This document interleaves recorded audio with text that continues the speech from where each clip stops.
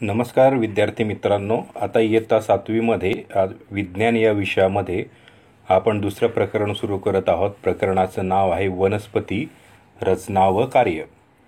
आता हे जे वनस्पती आहे, मागे मी तुम्हाला म्हटलेलं होतं तसं झाडं, वेली वगैरे जे असतात ते सगळे वनस्पतीच असतात. त्यांची रचना म्हणजे त्यांचा आकार वगैरे कसा असतो आणि ते काय काम करतात, म्हणजे त्यांची कार्य काय, ह्या प्रकरणामध्ये आपण बघणार आहोत. बघा, 1. परिसरातील विविध वनस्पती व आपणास कशामुळे सहज ओळखता येतात. 2. वनस्पतींचे विविध अवयव कोणते. वेगवेगळ्या वनस्पतींचे मूळ, खोड, पाने, फुले, फळे इत्यादी वेगवेगळे असतात. या विशेष गुणधर्माचा वापर करून आपण वनस्पतींना ओळखतो. आपण वनस्पतींच्या या अवयवांची आता सविस्तर ओळख करून घेऊया. आपल्याला काही प्रश्न विचारलेले आहेत, जसं आपल्या परिसरामध्ये ज्या वनस्पती असतात त्या आपण कशा ओळखतो. तर अर्थातच प्रत्येकाची रचना वेगळी असते. जसं गुलाबाचं झाड असेल तर त्याची उंची कमी असते, तर आंब्याचं झाड असते त्याची उंची जास्त असते. गुलाबाची पानं वेगळी असतात, आंब्याची पानं वेगळी असतात. गुलाबाला फळं येत नाहीत, आंब्याला फळे येतात. आंब्याच्या फांद्या वेगळ्या असतात, गुलाबाच्या फांद्या वेगळ्या असतात. अशा पद्धतीने जे असतं ते आपण बघूनच सांगतो की हे झाड वेगळं आहे आणि दुसरं झाड वेगळं आहे. त्याच्यानंतर दुसरा प्रश्न विचारलेला होता की त्यांचे अवयव कोणते. तर अर्थातच वनस्पतींचे जे अवयव असतात ते अवयव आता आपल्याला इथे सुद्धा दिलेले आहेत. मूळ असेल, त्याचं खोड असेल, त्यांची फुलं असतील, त्यांची पानं असतील, हे वनस्पतींचे जे काय आहेत ते अवयवच आहेत. आता हे जे अवयव आहेत ह्याची आपण या प्रकरणामध्ये विस्तारित माहिती घेणार आहोत. तर सुरुवात करूया. मूळ म्हणजेच त्याला रूट असं म्हणतात, ते रूट आपण इथे बघणार आहोत. हे करून पहा. 1. काचेच्या चंचू पात्रात वर्तमानपत्राचा बोळा ठेवा. पाणी शिंपडून बोळा ओलसर करा. काच आणि कागद यामध्ये भिजलेले हरभरे, मटकीचे दाणे ठेवा. 2-3 दिवसांनी बियांमध्ये होणाऱ्या बदलांची नोंद करा. बीच्या आतून जमिनीच्या दिशेने वाढणाऱ्या भागास आदिमूळ असं म्हणतात, रॅडिकल. तर जमिनीच्या वर वाढणाऱ्या भागास अंकुर असं म्हणतात. आदिमुळापासून बनलेल्या मुळांची वाढ जमिनीखाली होते. मुळांच्या जमिनीलगतचा भाग जाडसर असतो, त्यामुळे तो निमुळता होत जाऊन टोकदार होतो. जमिनीखाली आधारासाठी वाढणाऱ्या वनस्पतींच्या या अवयवास मूळ असं म्हणतात. जमिनीमध्ये काही वनस्पतींच्या मुळांना उपमुळे फुटतात व ती तिरपी वाढून जमिनीत दूरवर पसरतात. मुळे झाडाला आधार देतात. अशा प्रकारच्या मुळांना सोटमूळ किंवा टॅप रूट असं म्हणतात. मुळांच्या टोकांच्या भागावर केसासारखे धागे असतात, त्यांना मूलरोम असं म्हणतात. मुळांच्या टोकाचा भाग नाजूक असतो. मुळांची वाढ याच भागात होते. त्याला इजा होऊ नये म्हणून त्यावर टोपीसारखे आवरण असते, त्याला मूलटोपी असं म्हणतात. 2. काचेच्या बरणीत पाणी घेऊन त्याच्या तोंडावर एक कांदा,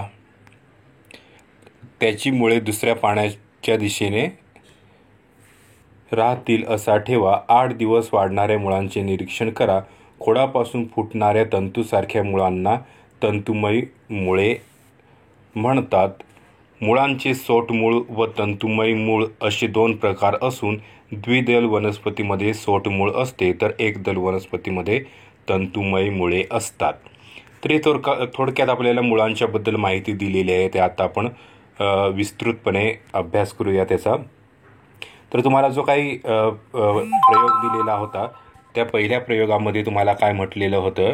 पहिल्या प्रयोगामध्ये आपल्याला म्हटलेलं आहे की ते थोडंसं कागदाचा बोळा करा, त्याच्यावरती पाणी शिंपडा, मग त्याच्यामध्ये मटकीचे किंवा जे काही तुमच्याकडे कडधान्य असेल त्याचे दाणे टाका. 2-3 दिवसांनी निरीक्षण करा.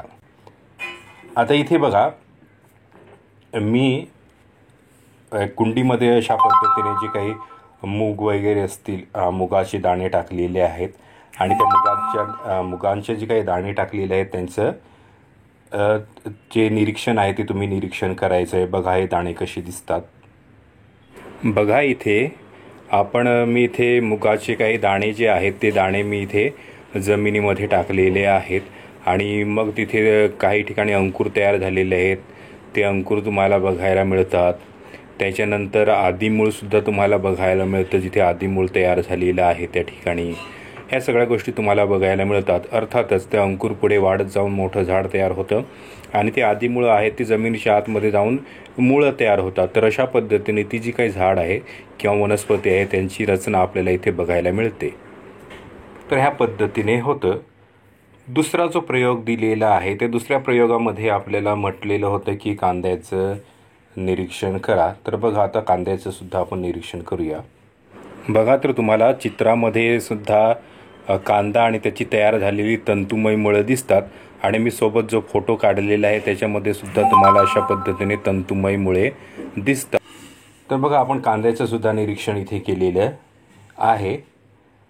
आता इथे आपल्याला म्हटलेलं आहे की मुळांचे सोटमूळ व तंतुमय मूळ हे दोन प्रकार असतात. द्विदल वनस्पतीमध्ये सोटमूळ असते तर एकदल वनस्पतीमध्ये तंतुमय मूळ असते. आता द्विदल वनस्पती म्हणजे काय आणि एकदल वनस्पती म्हणजे काय ते आपण इथे बघूया. द्विदल म्हणजे काय ते आपण इथे बघणार आहोत. बघा मी ते शेंगदाणा ठेवलेला आहे. हा शेंगदाणा तुम्ही सगळ्यांनी बघितलेला आहे. तर बघा सगळ्यांना आपल्याला माहिती शेंगदाणा ह्या पद्धतीचा असतो.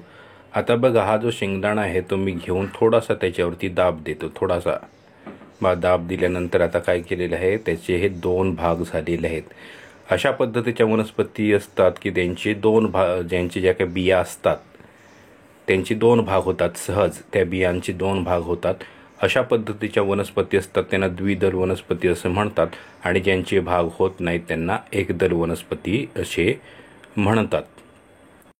शेंगदाणे, त्याच्यानंतर तूर, मूग अशा पद्धतीच्या ज्या काही डाळी असतात त्या डाळी ह्या सगळ्यांचे काय होतात, त्यांचे जे बिया असतात ते धान्य असतात त्यांचे दोन दोन भाग असतात, त्यांचे दोन भाग झालेले असतात. तर त्याच्यानंतर तांदूळ असेल, ज्वारी असेल, बाजरी असेल अशा ज्या वनस्पती असतात ज्याला तृणधान्य असं म्हणतात त्यांची असे दोन भाग होत नाही. आता तांदळाचा दाणा बघा, काढून बघा, असं दाबून बघा, त्याचे दोन भाग होतात का, तर होणार नाहीत.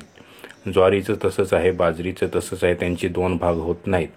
तर तूर असेल, शेंगदाणा असेल, मूग असेल, मटकी असेल, हे जे सगळे आहेत ते द्विदल वनस्पती आहेत. तर तांदूळ, ज्वारी, बाजरी, नाचणी अशा ज्या वनस्पती आहेत त्या कोणत्या आहेत, एकदल वनस्पती आहेत.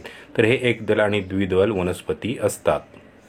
तर या पद्धतीने आपण द्विदल वनस्पती आणि एकदल वनस्पतीबद्दल माहिती घेतलेली आहे. त्याच्यामुळे तुम्हाला हे मुळांचे प्रकार आहेत ते चांगले लक्षात राहतीलच. आता पुढे आपण पुढचा जो भाग आहे तो पुढच्या भागाला सुरुवात करणार आहोत. तिसरा मुद्दा दिलेला आहे तुम्हाला इथे. एका कुंडीत वाटाणा, मोहरी, ज्वारी, मका, धने यांचे दाणे पेरा. 8 दिवस काळजीपूर्वक वाढवा. शेवटी रोपे विदभर उंचीची झाल्यावर कुंडीतील माती ओली असताना अलगद उपटा व पाणी भरलेल्या काचेच्या मोठ्या शंकुपात्रात ठेवा, जेणेकरून मुळांना इजा न होता मुळावरील माती निघून जाईल. आता या मुळांचे काळजीपूर्वक निरीक्षण करा. कोणत्या वनस्पतीचे सोट मूळ व कोणत्या वनस्पतीची तंतुमय मुळे आहे ते पहा. इथे बघा, इथे हे मी ठेवलेले आहे ते काय आहे, मूग आहे. हे बघा, हे द्विदल वनस्पती आहे. बघा त्यांची दोन दल आहेत, दोन भाग आहेत, त्या बीचे दोन भाग आहेत, द्विदल वनस्पती आहे. ह्या द्विदल वनस्पतींचं एक छोटंसं रोप आपण इथे तयार केलेलं आहे. वरच्या साईडला पानं आहेत, अंकुर फुटलेला आहे आणि खालच्या साईडला इथे मुळं आहेत. कशा पद्धतीची मुळं आहेत, तंतूसारखी, धाग्यासारखी आहेत का, तर नाही. ही जी मुळं आहेत ती सोटमूळ म्हणतात. त्याला काय म्हणतात, सोटमूळ. बघा इथे व्यवस्थित कसं आहे ते, धाग्यासारखं नाही तर एक पूर्ण असं मूळ आहे, सोटमूळ आहे. तर ही अशा पद्धतीची मुळं आहेत, त्याला सोटमूळ म्हटलेलं आहे. आणि मागे आपण कांदा वगैरे बघितले, ती जी मुळं असतात ती तंतुमय मुळं असतात. द्विदल वनस्पतीमध्ये जी मुळं असतात त्यांना आपण काय म्हणतो, सोटमूळ असं म्हणतो. मका, ऊस, ज्वारी यांना जमिनीत वाढणारी मुळे व जमिनीच्या वरील खोडापासून वाढणारी आगंतुक मुळे अशी दोन प्रकारची मुळे असतात. माती घट्ट धरून ठेवणे, पाणी, खनिजे व क्षार शोषून घेणे, आधार देणे अशी विविध कार्ये मुळांना करावी लागतात. त्यासाठी त्यांच्यामध्ये झालेल्या बदलामुळे त्यांना रूपांतरित मुळे म्हणतात. यामध्ये प्रामुख्याने हवाई मुळे, आधार मुळे, धावती मुळे, श्वसन मुळे यांचा समावेश होतो. आता इथे बघा, एक प्रयोग दिलेला आहे, जसं वाटाणा, मोहरी, ज्वारी वगैरे पेरायला सांगितलेले आहे. त्याच्यानंतर त्यांची पूर्ण वाढ झाल्यानंतर मग ते उपटायचे आणि त्यांची मुळांचं निरीक्षण करायचं आहे.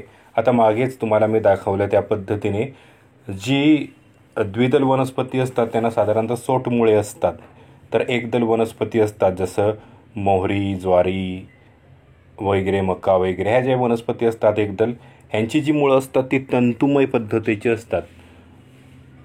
तंतुमय म्हणजेच जसं धागा असतो त्या पद्धतीची असतात ते. आता ह्यांची जरी मुळं बघितलेली नसेल तरी आपल्या आसपास गवत असतं, ते गवत जरी उपटून बघितलं तरीसुद्धा त्यांची जी मुळं असतात ती कशी धाग्यासारखी असतात, तंतुमय मुळे असतात. त्याच्यामुळे ही जी मुळं आहेत ती तंतुमय मुळं असतात.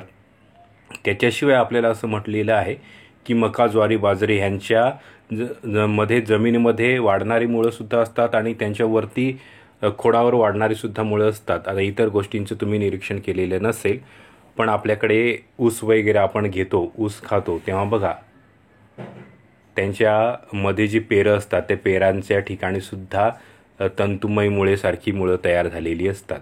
निरीक्षण केलेलं असेल तर तुमच्या लक्षात आलेलं असेल, तिथेसुद्धा मुळं सारखी असतात ना तिथे. बघा जेव्हा आपण ऊसाचा रस वगैरे प्यायला जातो तेव्हा तो ऊसवाला काय करत असतो, रसवाला काय करत असतो, तर ती मध्ये पेरांच्या मध्ये अशी मुळं तयार झालेली असतात. ती त्याच्याकडे जो काही चाकू वगैरे असतो त्याच्याने साफ करत असतो तो, आणि मग ऊस अशा पद्धतीने साफ करून नंतर तो तिथे टाकत असतात. थोडक्यात काय तर अशी मुळेसुद्धा तयार झालेली असतात. तर जमिनीच्या आतमध्येच नाही तर वरती खोडावरती सुद्धा काही वनस्पतींना मुळं तयार झालेली असतात, जशी ऊसाला, ज्वारीला, बाजरीला वगैरे असतात त्या पद्धतीने. ह्या मुळांना रूपांतरित मुळे असे म्हणतात. का रूपांतरित म्हणतात? कारण की ते विशिष्ट कामासाठी, विशिष्ट कार्यासाठी त्यांचं रूपांतर झालेलं असतं म्हणून. जशी हवाई मुळे कुठे असतात? वडाचं झाड असतं त्याला असतात हवाई मुळे, ज्याला आपण पारंब्या असं म्हणतो. ती मुळं असतात जी वरून हवेत लोंबकळतात, हवाई मुळे. किंवा अशाच आणखी दुसऱ्या वनस्पती तुम्हाला दिसतील तर त्याच्यामध्ये बघायचे आधार मुळे. काही जी मुळं असतात ती निव्वळ फक्त आधार देण्यासाठी म्हणून वाढलेली असतात. विशेष करून ज्या वनस्पती एखाद्या दुसऱ्या झाडावरती वाढतात किंवा भिंतीवरती वगैरे वनस्पती वाढतात, ह्या ठिकाणी त्यांच्यामध्ये आधारमुळे तयार झालेली असतात. धावतीमुळे, श्वसनमुळे असे सुद्धा काही प्रकार आपल्याला बघायला मिळतात. आता पुढे चौथा मुद्दा दिलेला आहे.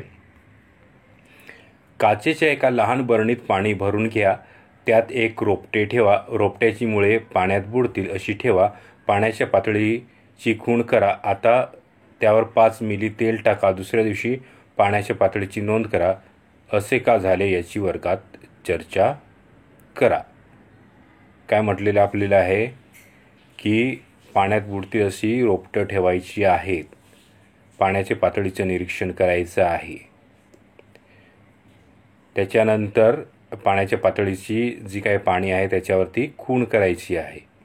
मग त्याच्यावरती 5 मिली तेल टाकायचं आहे आणि मग तेल टाकल्यानंतर मग दुसऱ्या दिवशी पाण्याच्या पातळीची निरीक्षण करायचं आहे. इथे बघा तुम्हाला 2 बरण्या दाखवलेल्या आहेत. पहिल्या बरणीमध्ये जास्त पाणी आहे, त्याच्यानंतर मग त्याच्यावरती तेल टाकल्यानंतर पाणी जे आहे ते पाणी कमी होऊन जातं अशा पद्धतीने. तर असं का झालं त्याचं निरीक्षण करायचं आहे तुम्हाला आणि वर्गात त्याच्याबद्दल चर्चा करायचं आहे. पुढे आपल्याला म्हटलेलं आहे डोकं चालवा. चिंच, आंबा या वनस्पतींची मुळे तंतुमय असती तर काय झालं असतं? मुळांच्या टोकाला इजा झाली तर काय होईल? मेथी, पालक, कांदा या वनस्पतींची मुळे कोणत्या प्रकारची असतात? ह्याचं तुम्हाला निरीक्षण करायला सांगितलेलं आहे. अर्थात पहिला प्रश्न आहे चिंच आणि आंबा. मुळं जर तंतुमय राहिली असती, म्हणजे धाग्यासारखी राहिली असती, तर ती झाडं राहिली असती का जमिनीवर? नाही, ती खाली पडली असती. त्याच्यामुळे त्यांना मोठी मजबूत मुळंच लागतात. आणि मुळांच्या टोकांना इजा झाली तर काय होतं? ती मुळांची व्यवस्थित वाढ वगैरे होत नाहीत, ती तुटतात तिथले तिथे. आणि मग मेथी, पालक, कांदा ह्या तिन्ही गोष्टी आहेत त्या आपण काय करतो? घरी आणतोच. त्याच्यामुळे घरी ह्या वस्तू आणल्यानंतर त्यांची जी काही मुळं आहेत त्यांचं निरीक्षण करा आणि नोंद करा की सोट मुळं आहेत की तंतुमय मुळं आहेत की आणखी वेगळ्या प्रकारची मुळं आहेत, त्याचं निरीक्षण करायचं आहे आणि ते तुम्ही एकमेकामध्ये चर्चा करायची आहे. आता पुढे आपल्याला म्हटलेलं आहे माहीत आहे का. आता माहीत आहे का बघा, वडाच्या खोडावर फुटलेली मुळे जमिनीच्या दिशेने वाढतात, त्याला पारंब्या म्हणतात. या पारंब्यांचा कोणता उपयोग होत असेल? वटवृक्षाला सुरुवातीच्या काळात थोड्याच पारंब्या असतात. कालांतराने या पारंब्यांची संख्या वाढून त्यांचे जंगल तयार होते. कोलकाता येथील इंडियन बॉटॅनिकल गार्डनमध्ये सुमारे 250 वर्षांचे वडाचे झाड खूप मोठ्या परिसरात पसरलेले आहे. या झाडाला हजारो पारंब्या आहेत. असे वृक्ष आपल्या परिसरात आहेत का? आताच मागेच मी म्हटलं तसं वडाचं जे झाड असतं त्याला लोंबकळती मुळं असतात, त्यालाच आपण पारंब्या असं म्हणतो. त्याचा त्यांना काय फायदा होतो तर हवेमध्ये जे काही बाष्प असतं म्हणजे पाण्याची वाफ असते ते शोषून घेतात आणि ते झाडाला पुरवतात, झाडाचं पोषण करण्यासाठी म्हणून त्यांचा उपयोग होत असतो. त्याच्याशिवाय ही जी मुळं आहेत ते वरून खाली जमिनीकडे येत जमिनीमध्ये जातात, म्हणजेच जमिनीमध्ये रोवतात आणि मग ते झाडाला आधारसुद्धा देतात. असे त्या पारंब्या किंवा ती जी काही मुळं असतात त्याचे विविध फायदे असतात. आता इथे आपल्याला म्हटलेलं आहे की कोलकाता येथील गार्डनमध्ये असं खूप मोठं झाड आहे. इथे तुम्हाला जे दाखवलेलं आहे चित्रामध्ये ते जे झाड आहे ते एकच झाड आहे, ती वेगवेगळी झाडं नाहीत, ते एकच वडाचं झाड आहे. एवढं मोठं ते वडाचं झाड कोलकाता येथे आपल्याला बघायला मिळतं. तर आपल्या परिसरामध्ये सुद्धा असं मोठं एखादं वडाचं झाड असेल तर त्याचं निरीक्षण तुम्ही करायचं आहे किंवा त्याचा अभ्यास करायचा आहे, ते झाड बघून यायचं आहे. आपल्या मित्रांनासुद्धा अशा पद्धतीचं झाड दाखवायचं आहे. तर अशा विविध चांगल्या चांगल्या माहिती असतात, त्यासुद्धा तुम्ही मिळवायच्या आहेत. पुढे आपल्याला म्हटलेलंच आहे माहिती मिळवा म्हणून. माहिती मिळवा. मुळा, गाजर, बीट यांचे जमिनीखालील भाग जाड, मांसल व फुगीर का असतात? हे वनस्पतींचे कोणते अवयव आहेत? ह्याची माहिती तुम्हाला मिळवायची आहे की मुळा, गाजर आणि बीट यांचे जमिनीखालील जे काही भाग आहेत ते जाड असतात. का जाड असतात त्याची माहिती घ्यायची आहे तुम्ही आणि एकमेकामध्ये चर्चा करायची आहे. अर्थातच तुम्ही इंटरनेटवर गेला तर सहज त्याची तुम्हाला माहिती मिळेल. त्याच्यामुळे तुम्ही ही माहिती मिळवायची आहे. आणि हा जो आहे जमिनीच्या आतमधला भाग तो नेमका कोणता भाग, कोणता अवयव असतो, म्हणजे ते मूळ असतं की खोड असतं की पान असतं की आणखी काही असतं, त्याचीसुद्धा माहिती तुम्ही घ्यायची आहे. जोड तंत्रज्ञानाची. विविध प्रकारच्या मुळांची छायाचित्रे मिळवा व तुमच्या मित्रांना ईमेलद्वारे पाठवा. आता म्हटलं त्या पद्धतीने इंटरनेटवरून जाऊन माहिती घ्यायची आहे. त्या इमेजेस आहेत त्या मिळवायच्या आहेत. तुमच्या मित्रांनासुद्धा त्या तुम्ही मेसेजच्याद्वारे किंवा ईमेलच्याद्वारे वगैरे पाठवायचे आहेत. एकमेकांमध्ये चर्चा करायची आहेत. आतापर्यंत आपण मूळ हा जो अवयव आहे तो बघितलेला आहे. मूळ म्हणजे रूट. आता पुढचा अवयव आहे तो कोणता आहे? खोड म्हणजेच स्टेम. रुजणाऱ्या बीजातील जमिनीच्या वर वाढणाऱ्या अंकुरापासून खोडाची वाढ जमिनीच्या वर होते. अंकुर जसा जसा वाढतो तशी खोडाची लांबी वाढते. खोडाची पेरे असतात. ज्या ठिकाणी पेरे असतात तिथे पाने फुटतात. खोडाच्या 2 पेरातील अंतराला कांडे म्हणतात. खोडाचा अग्रभाग मुकुल असे म्हणतात. एक फांदी घेऊन आकृतीत दाखवल्याप्रमाणे त्यातील विविध भाग शोधा. बघा तक्त्यामध्ये आपल्याला म्हटलेलं वनस्पतीचं खोड, ऊस, पेरे किती जाड आहे ते तुम्ही पट्टी घेऊन मोजायचं. कांडे किती लांबीचं आहे ते सुद्धा पट्टी घेऊन मोजायचं. मेथीचं त्याच पद्धतीने आहे. हे सगळं तुम्ही पट्टी वगैरे घेऊन मोजायचं आणि लिहून काढायचं आहे. खोड हा एक अवयव बघितले. 2 अवयव झाले आपले, रूट म्हणजेच मूळ, त्याच्यानंतर खोड म्हणजे स्टेम आणि तिसरं पान म्हणजेच लीफ. हा जो अवयव आहे तो आपण इथे बघूया. खोडाला पेराच्या जागी पाने असतात. सामान्यतः ती पातळ, पसरट व हिरव्या रंगाची असतात. पानांच्या पसरट भागाला पर्णपत्र लीफ ब्लेड म्हणतात. पर्णपत्राच्या कडेला पर्णधारा लीफ मार्जिन म्हणतात. पर्णधारा या प्रामुख्याने सलग, खंडित किंवा दंतेरी असतात. पर्णपत्राच्या पुढच्या टोकाला पर्णाग्र म्हणतात. यात मुख्य, निमुळते, टोकदार, गोलाकार असे प्रकार असतात. काही वनस्पतींच्या पानांचा देठ पेटिओल असतात. काही वनस्पतींच्या पानांना देठ म्हणजेच पेटिओल असतात, तर काही वनस्पतींच्या पानांना देठ नसतात. पर्णपत्रांच्या खोडाशी जोडलेले भाग म्हणजेच पर्णतल लीफ बेस होय. काही पानांच्या पर्णतलापाशी छोटासा पानासारखा भाग दिसतो, त्याला उपपर्णे स्टिप्युल्स म्हणतात. उपपर्णे सर्वच वनस्पतीमध्ये असतात का? काही वनस्पतींच्या पानामध्ये एकच पर्णपत्र असून एकच मध्यशिर असते, अशा पानांना साधे पान म्हणतात. काही पानांच्या मुख्य शिराभोवती पर्णपत्र अनेक लहान लहान पर्णिकांमध्ये लीफलेटमध्ये विभागलेले असते, अशा पानांना संयुक्त पान असं म्हणतात.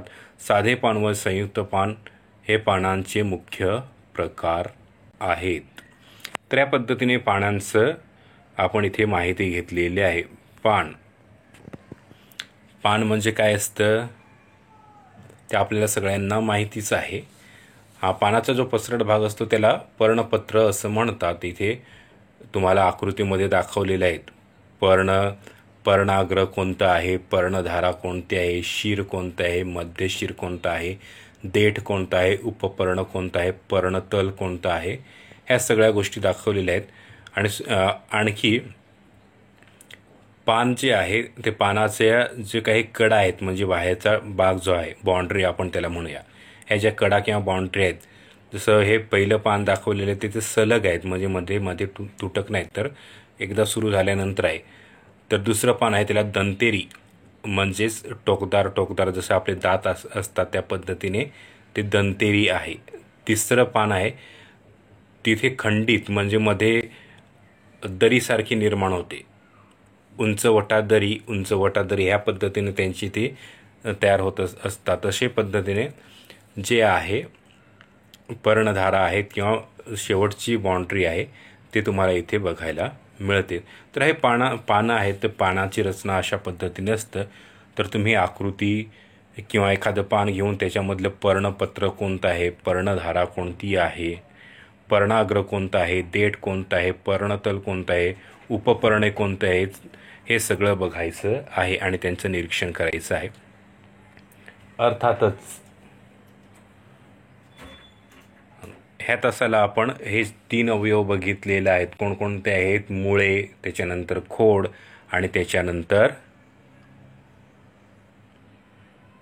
पान, अशा पद्धतीचे 3 अवयव बघितलेले आहेत.